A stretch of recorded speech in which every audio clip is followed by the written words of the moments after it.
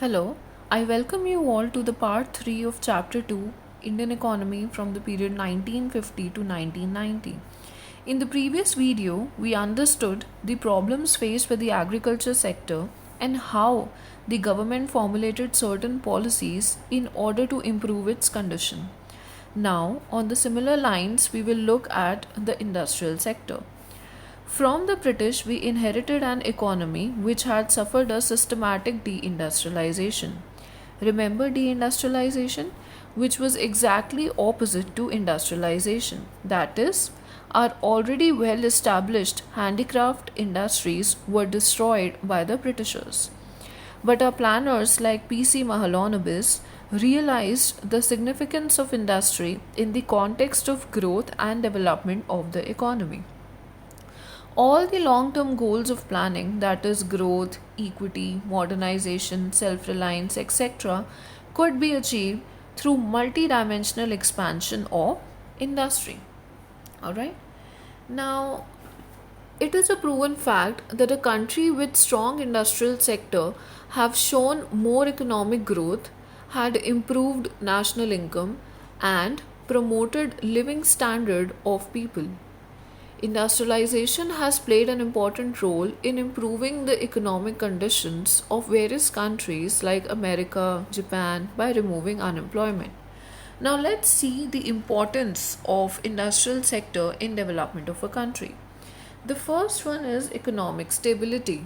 Now, too much dependence on agriculture makes the Indian economy an unstable one as it is very much prone to natural calamities. जैसे कि मैंने पहले video में बताया था कि अगर जो हमारी एग्रीकल्चर है it is purely dependent on natural factors से for example if there is rainfall then there be a good harvest. अगर रेनफॉल नहीं होता सूखा पड़ जाता है तब प्रॉब्लम है, तब एग्रीकल्चर प्रोडक्शन एकदम नलिफाई हो जाता है. So the business in agriculture is very unstable, right? So therefore production from Indian agriculture is very uncertain.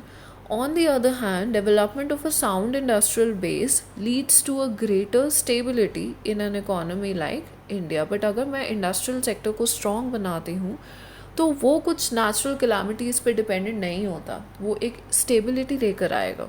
Alright? The next factor is use of natural resources.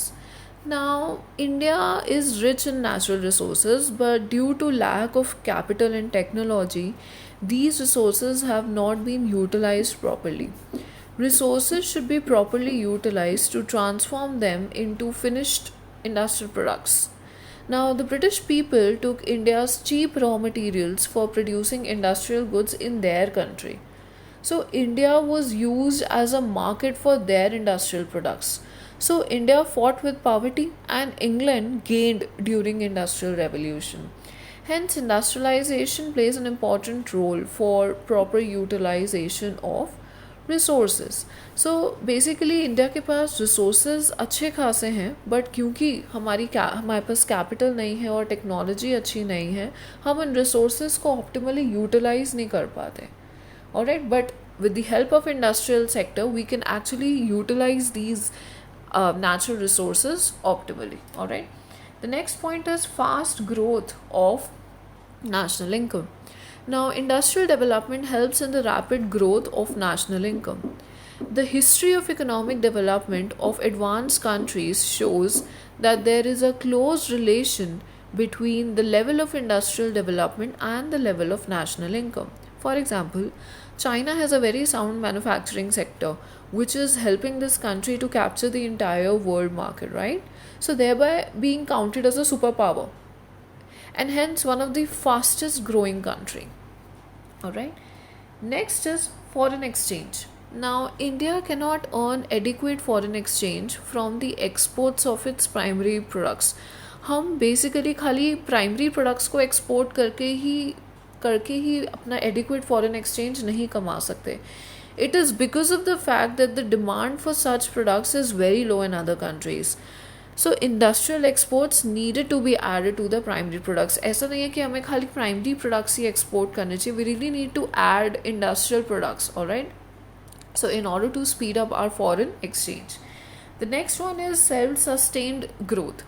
Now, the rapid development of capital goods industries promote the growth of agriculture, transport, and communication.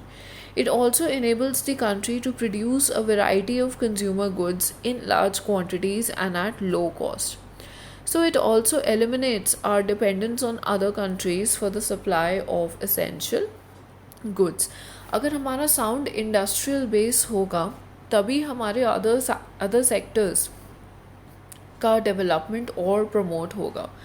Alright, so which is why with the sound industrial sector we can produce a variety of consumer goods, alright, and even at a low cost, alright, and this will also reduce our dependence on foreign countries. Okay, structural transformation. Now industrial development brings about structural transformation in the economy.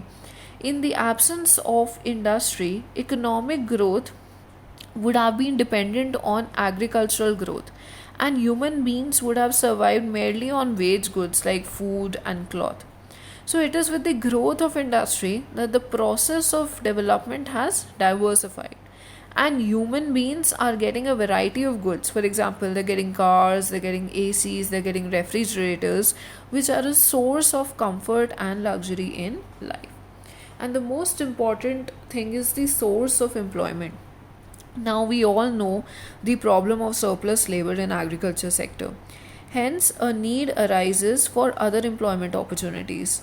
So we can utilize this surplus labor in the industrial sector for the production of goods. So in this way industry plays an important role in this context. So, in short, we can say that industrialization promotes modernization and overall prosperity. All right. Now, let us understand the role of public sector in industrial development. Now, before going to that, we must first understand the difference between the public sector and the private sector. When I talk about public sector, I'm basically saying I'm basically including those business enterprises which are controlled and run by the government. Public sector मतलब जो पूरा का पूरा government चलाती है and उसका main motive is social welfare. On the other hand, when I'm talking about private sector, so they are basically controlled and run by the private individuals, और उनका their main motive is profit maximization. So this is the basic difference between public sector and the private sector. Now let's understand that why the role of public sector is important for industrial development. The first point is lack of capital with the private sector. Now at the time of independence a lot of people were poor, but comparatively we didn't even have that many rich people also. So people who were already there, who could contribute to industrialization, had limited resources. So basically industrial development in India needed a big push, implying that they needed a large amount of capital. But at the time of independence only Tata and Birla were the only well-known private entrepreneurs in India, and they didn't had the sufficient capital to contribute in the process of industrialization. All right, so therefore it became essential for the government to foster the industrial growth through public sector undertakings. The next point is low inducement to invest by the private sector. This point is very important to understand. Now we all know that at that time we had a larger proportion of poor people. All right, now let's understand this with the help of a flowchart. Now if I have large number of poor people, which means I'll be having low income. Alright, if I'm a poor person I'll be having low income. If I have low income, then I will be demanding less in the economy, which means overall the aggregate demand in an economy would be less. Alright, now if the aggregate demand is less, then there will be a limited size of the market.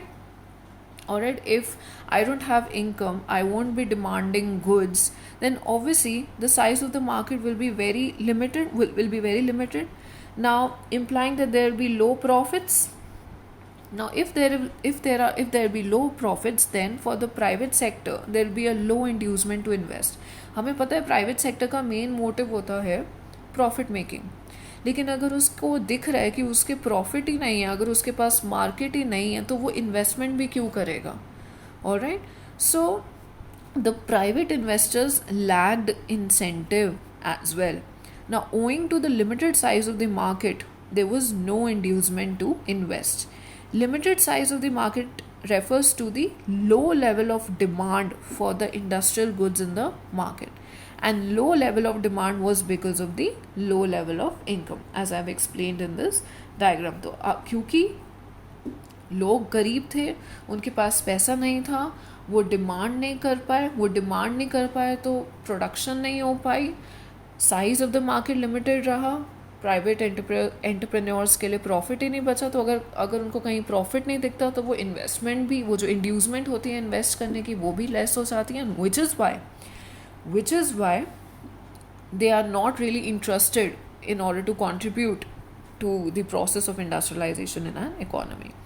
The third point is social justice. Now, the government realized that this objective of social justice could be achieved only through direct participation of the state in the process of industrialization, and because it requires investments that generates employment rather than investment that maximizes profit. All right, and also concentration of wealth was to be discouraged, and public investment rather than private investment was considered as the best way to achieve this. All right, so we really wanted social justice. We really needed to uplift the below poverty line people to the above poverty line section. All right, now industrial policy resolution of 1956. Now, this is a very important topic, and you really need to pay focus on this slide. Now, this was the time, now the period of 1956, we're talking about period of 1956. Now, this was the time when India's first 5-year plan, that is 1951 to 56, was about to finish. Now, as I have told earlier, the first plan mainly focused on agriculture and improving food grain production. But the second 5-year plan primarily focused on the industrialization. All right. So, the IPR policy of 1956 was based upon Mahalanobis model of growth, which formed the basis of second 5-year plan. All right. As I've told before that our first 5-year plan was basically focusing on agriculture sector, but the second 5-year plan was basically focusing on the industrial sector. All right, now many distinguished thinkers contributed to the formulation of our 5-year plans. Among them, the name of the statistician Prasanta Chandra Mahalanobis stands out. Now, planning in the real sense began with the second 5-year plan, and this plan was based on the ideas of Mahalanobis. In that sense, P.C. Mahalanobis can be regarded as the architect of Indian planning. All right, so these questions can come for your 1 markers. Say, for example, who is considered as the architect of Indian planning? So, is P.C. Mahalanobis. Secondly, they'll ask that which was the first industrial policy resolution after independence. So, our first industrial policy resolution was in 1948. Alright, so the first policy resolution was in 1948, and this IPR 1956 is our second policy related to industrial sector. So our first policy related to industrial sector was in 1948, and a second policy related to industrial sector is 1956, and this is regarded as a very important policy till date. Alright, now this is a very important question, and you and there are 3 elements of IPR 1956, so you have to write all these 3 elements. All right, so let's come to the first element, which is the threefold classification of industries. All right, now this IPR 1956 classified industries into 3 categories. The first category, Schedule A, comprises of industries which are exclusively owned by the state. ऐसी industries which are of very strategic importance and which will be owned only by the state, or let's say only by the government. उस time पे this category included 17 industries, for example atomic energy, arms and ammunitions, oil, railways, ये कुछ ऐसी industries हैं which are very important for the country and जो state ही handle करेगी. Second was schedule B. It consisted of those industries in which private sector could supplement the efforts of the public sector, but power remains in the hands of the public sector in a sense that both will work together. Private and public sector would both work together for the development of the industries, but the government will take the sole responsibility for starting up of the new units, but the major power will be in the hand of the government sector. उस time पे this included 12 industries, for example fertilizers, machine tools, aluminium, etc. The last category, schedule C, consisted of the remaining industries which were to be given in the hands of the private sector. Alright, so all the remaining industries were given to be in the hands of the private sector. So first schedule only for public sector, second both will work together, but the power remains in the public sector, and the third, all the remaining industries will go to the private sector. All right, now the second element of IPR is industrial licensing. Now what do we mean by the term licensing? So it is basically a permission. All right, so it is an official document that gives you a permission to set up an industry. All right, now we needed a license, so a license was required by the private sector. Now although there was a category of industries which was left to the private sector, then too the sector was kept under the state control through a system of licenses. Meaning that अगर private sector को कोई industry खोलनी भी है, schedule सी बोलता तो यही है कि प्राइवेट सेक्टर इंडस्ट्रीज को डेवलप कर सकता है, बट प्राइवेट सेक्टर इंडस्ट्रीज तभी डेवलप कर सकता है जब वो लाइसेंस ले, जब वो परमिशन ले गवर्नमेंट से. Alright, so no new industry was allowed unless a licence was obtain from the government. The next one is for promoting regional equality. Now, the policy was used for promoting industrialization in backward regions. It was easier to obtain a license if the industrial unit was established in a backward area. तो अगर कोई industrial unit backward area में है तो उसको ज़्यादा preference दिया जाएगा license देने में. इससे क्या होगा? More and more industries will be established in backward regions and hence it will promote regional equality. The next point is license required even for expanding output or for diversifying production. So even for expanding output or even for you to diversify your production, all right, basically to produce a new variety of goods, you needed to have a license from the government. All right, now this was done in order to avoid wasteful use of resources. Okay, now the third point is industrial concession. Certain kind of concessions were also given. So the first one is tax holiday, meaning that you're not supposed to pay tax for n number of years if you're opening an industry in a backward region. Power supply. Now either you don't have to pay electricity bill for certain number of years, or 50% of your electricity bill will be subsidized. All right, if you're building up an industry in a backward region. All right, so these were the three elements of the IPR 1956, which is classification of industry, industrial licensing, and industrial concession. Now let's go to the third part, which is development of small scale industries, a policy instrument for government to achieve the goal of employment and equity. Now, the process of industrialization had two dimensions.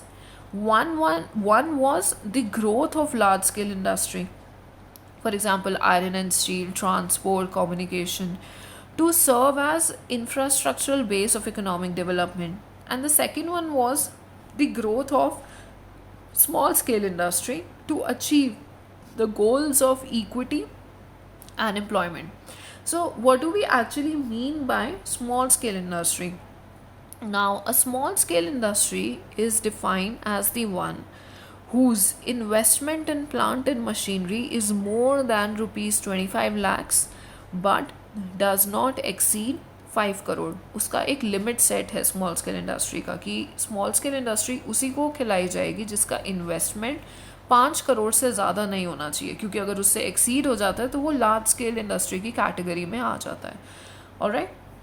Now at the beginning of the planning, that is 1951, it was defined as one whose investment did not exceed rupees 5 lakh. जब 1951 की बात करी गई थी तब उसका जो limit था वो 5 लाख का था, लेकिन आज की डेट में उसका लिमिट 5 करोड़ बन गया है.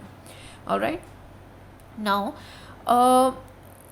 the promotion of small scale industries was basically undertaken by the Karve committee, and this committee was responsible to promote more and more small scale industries in order to achieve the goals of employment and equity.